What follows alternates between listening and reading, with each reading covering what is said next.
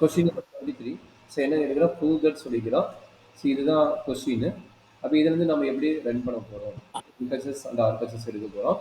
LHS எடுத்து என்ன கிடைக்குது, LHS equal to 1 plus cos theta minus sin square theta divided by sin theta into 1 plus cos theta. உங்களுக்கு ஒரு formula தெரியும், sin square theta ஓட formula தெரியும். sin square theta ஓட ஃபார்முலா என்னன்னா 1 minus cos square. Super, very good. அப்போ இந்த இடத்துல நம்ம வந்து அதை அப்ளை பண்ண போகிறோம். ஸோ அப்ளை பண்ணி என்னாச்சு, 1 plus cos theta minus 1 minus cos square theta divided by sin theta into 1 plus cos theta. கரெக்டாமா?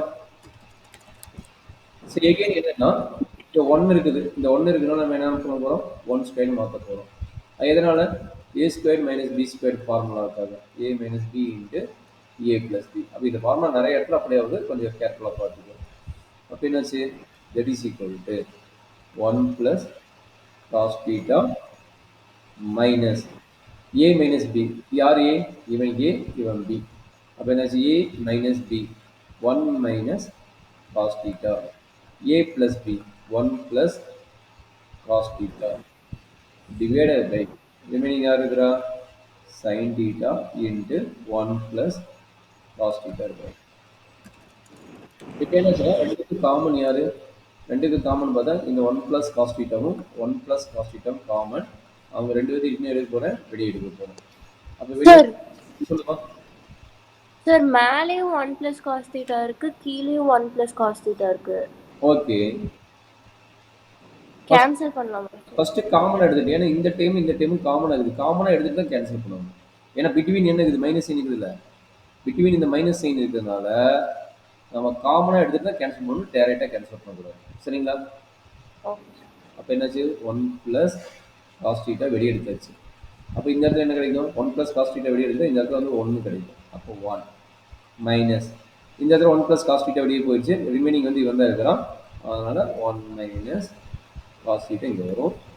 Overall divided by sin theta into 1 plus cos theta. கரெக்டாமா? அப்போ பார்த்தீங்கன்னா நியூமரேட்டர் டினாமினேட்டர் ரெண்டுமே வந்து 1 plus cos theta இருக்கிறாங்க, அதனால் ரெண்டுமே கட் ஆகிடும். சரிடாக்குங்க.